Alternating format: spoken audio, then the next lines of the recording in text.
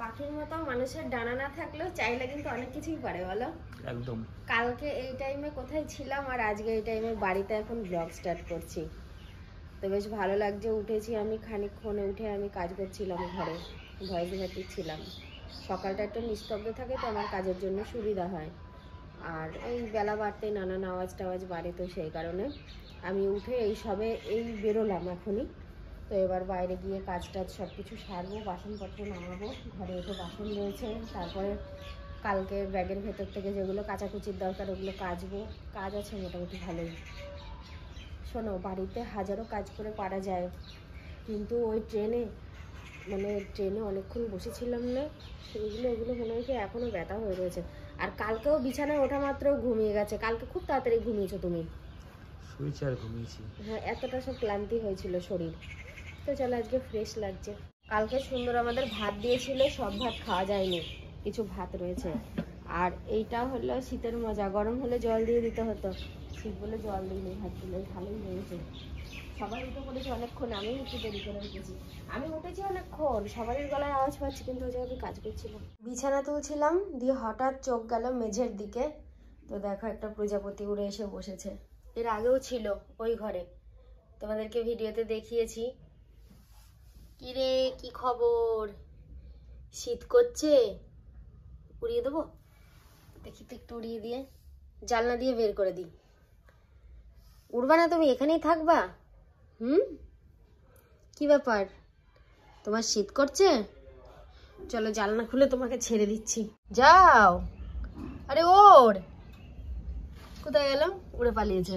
বয়সের সাথে মানুষের বুদ্ধির পরিবর্তন হয়। ছোটবেলায় কি দুষ্টুমি করতাম জানো? ওই জিবলি গাছ থেকে দেখবা গাছে খুব আঠা বেরোয়, একটা কঞ্চি কিংবা লাঠি নিয়ে সেই লাঠির মাথায় পেঁচিয়ে পেঁচিয়ে আঠা লাগাতাম, সেই আঠাগুলো দিয়ে ফড়িং ধরতাম, সেই ফড়িং ধরে কচু গাছের রস খাওয়াতাম, বলতাম নেশা হয়ে যাবে, উঠতে পারবে না। তারপরে হয়তো ডানাগুলো ছিঁড়তাম, না পাগুলো ছিঁড়তাম। ওগুলো ভাবলে এখন নিজের ওপর নিজের খুব রাগ হয় যে কি করেছি ওগুলো। কাউকে করতে দেখলেও নিষেধ করি। তবে সত্যি কথা বলতে এখনকার বাচ্চাদের ওইসব করতেও দেখা যায় না, কারণ এখনকার বাচ্চারা সবাই ফোন নিয়ে ব্যস্ত থাকে, কেউ খেলেই না খুব একটা, খুব কম, মাঠে ঘাটে কেউ খেলে না। তো যাই হোক, আমি বেশি কথা বলে ফেলছি, জ্ঞান দিয়ে ফেলছি মনে হয়। বিছানা পরিষ্কার করলাম, দেখো আলতা পড়লে এগুলো হয়ে যায়, পা থেকে আলতা লেগে। এবার মানে পায়ের কাছে যে আমার অন্য ব্যবহারই পুরনো শাড়ি পেতে নেবো, ও বাবা, শাড়ি একদিকে আমার পা একদিকে হয়ে যাবে। অত শান্তশিষ্ট লক্ষ্মী মেয়ে আমি না। এই যে ব্যাগ থেকে কিছু বার করা হয়েছে, কাচবো, বাইরে নিয়ে যাবো, আগে কম্বলগুলো ঢুকিয়ে নি। কেটে দিয়েছে? বললে হবে না, কেটে দিয়েছে না? হ্যাঁ আমি জানি তো, ওরা ওই করে বেড়ায়। কোথায় গেল সব ফাঁকা কেন? ওইদিকে ওইখানে নিয়ে চলে গিয়েছিল, আমি দেখছি কি ব্যাপার, আমার বউ ছোট দিয়ে চলে গিয়েছে। আমি একবার সকালবেলা ওইখান থেকে ওই সে গোল দেয়া ওইখান থেকে জুতো নিয়ে এসেছি, একটা এখানে একটা ওখানে, তাই আমি সারিয়ে দেবো। এ তো আচ্ছা মুশকিল হলো, ওরা যাচ্ছে তাই করতে শুরু করেছে। কিরে, তোরা এত দুষ্টু কেন হয়েছিস? হ্যাঁ, এগুলো কি হচ্ছে? সত্যি এরা মানে মাত্রা ছাড়া দুষ্টু হয়েছে। সাথে এখন রোদ্দুরে বসে আছে, আমি ওকে বললাম যে দুটো মুড়ি খাই, খিদে লেগেছে, বললে তাহলে দুটো মুড়ি মাখাও, আমিও খাবো।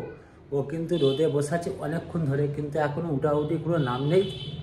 আমাকে বললে যে সার্ফ নিয়ে আসতে, কাজে কিছু করবো, কিন্তু সেটাও কিন্তু আজকে করবে না, কালকে যে কটা আছে অবশ্য কালকে কাজটাও হবে। আমি বারণ করলাম যে কাজটা হবে না, এই যে এই কটা আছে শুধু ওই টুলের ওপরে।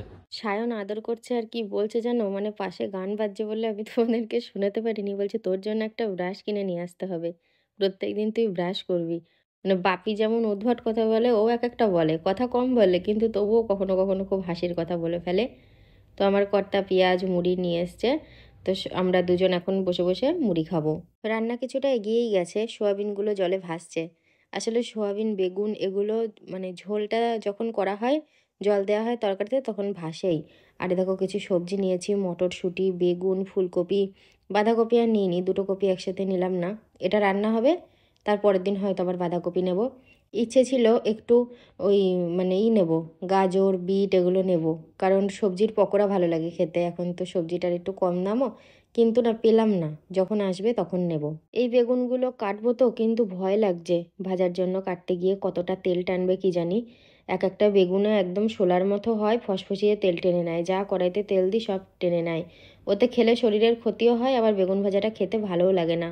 যাকে 7-5 না ভেবে বেগুন ভাজাটা কেটেই নিচ্ছি। বেগুন ভাজা ওই মা আর আমি সব থেকে ভালো খাই। মানে বেগুন ভাজা এমন জিনিস, মা ভাত দিয়েও খায়, মুড়ি দিয়েও খায়, রুটি দিয়েও খায়, আমিও খাই। রান্না বান্না করে তারপর খাওয়া দাওয়া হয়েছে। খাওয়া দাওয়া করার পর আমি দেখলাম কর্তা নিচে নেই, ও ছাদে এসছে রোদ পোয়াতে। আর এদিকে শুকনো জামা কাপড়গুলো আমি একটু তুলে দিই, তবে সব শুকায়নি। স্নানের সময় কেচেছি তো অনেকটা আর কি, মানে ভিজে ভিজে ভাব রয়েছে অনেকটা বেলায়। আর সব থেকে বড় কথা হচ্ছে, আমি যখন স্নান করেছি শাড়ির আঁচলে 60 টাকা ছিল, ভিজে যাবে বলে আমি খুলে রেখেছিলাম, দিয়ে আর মনে নেই। দিয়ে রাজু একবার আওয়াজ দিল, কার টাকা ছাদে? দিয়ে আমি বললাম আমারই টাকা, 60 টাকা রয়েছে। ওই জন্য ও বললো এ নাও, যেখান থেকে খুলেছিলে জায়গার টাকা আবার জায়গায় চলে গেল, শুধু শাড়িটার পরিবর্তন হয়েছে। আমি বেশিরভাগ সারাদিন আঁচলেই টাকা বেঁধে রাখি, কারণ হয়তো কিছু টাকা বাজার করলাম, বাকি টাকা আবার অন্য কাজে খরচ হবে, বারবার ঘরে যাব, রান্নাঘরে থাকি, তো সেই জন্য আঁচলে থাকে, নয়তো মশলার কৌটোয় থাকে, এইসব জায়গাতেই আমি টাকা রাখি। তোমরা হয়তো ভিডিওতে কেউ কেউ লক্ষ্য করেছো, হয়তো কমেন্ট করোনি, আবার 2-1 বলেছো গাড়িটা কোথায় গেল, উঠোনটা ফাঁকা কেন। আসলে গাড়িটা অল্প কিছুদিন হলো শোরুমে আছে।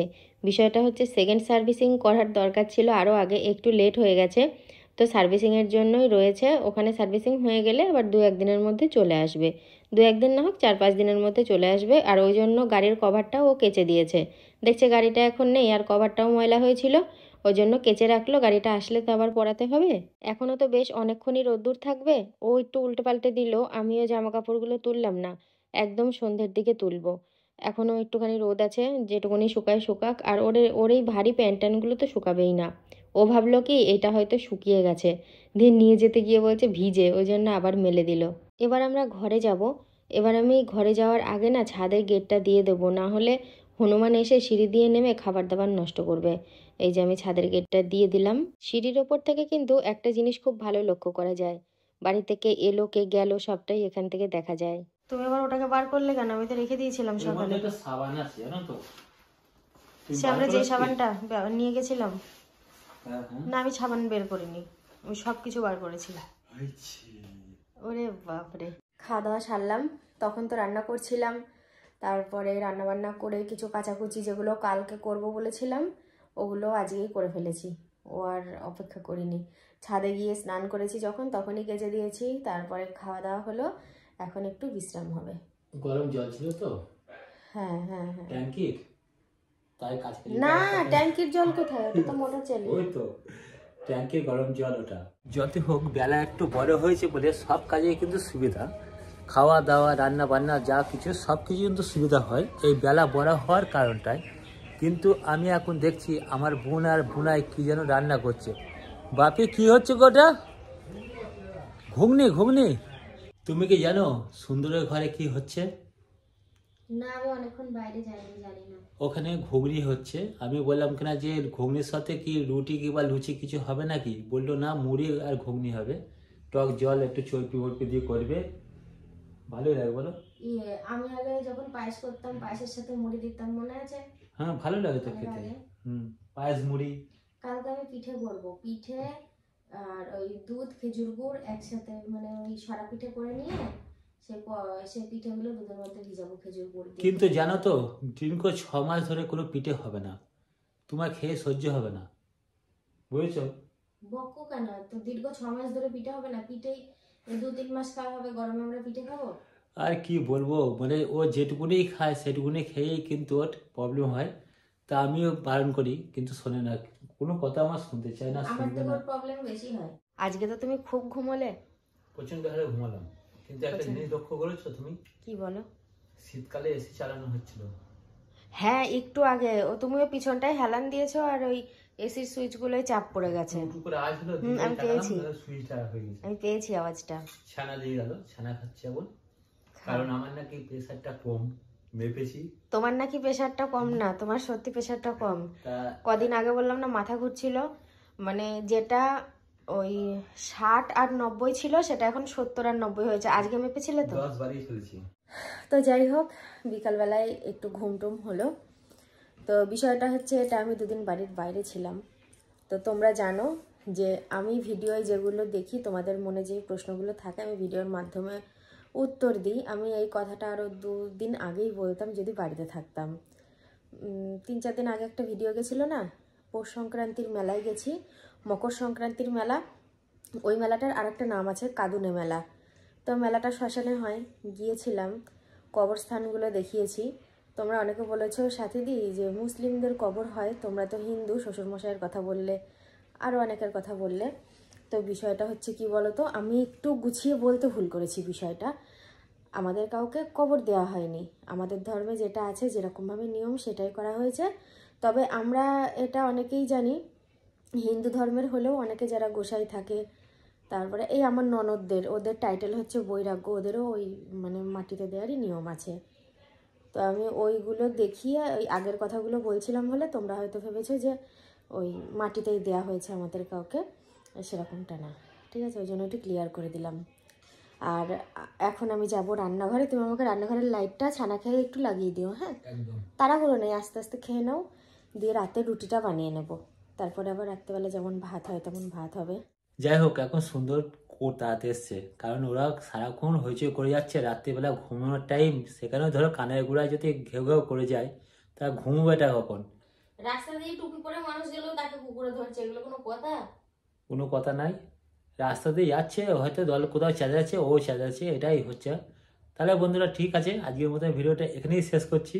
সবাই ভালো থেকো, সুস্থ থেকো, দেখা হবে নতুন একটা ভিডিওর সাথে। Tata, good night.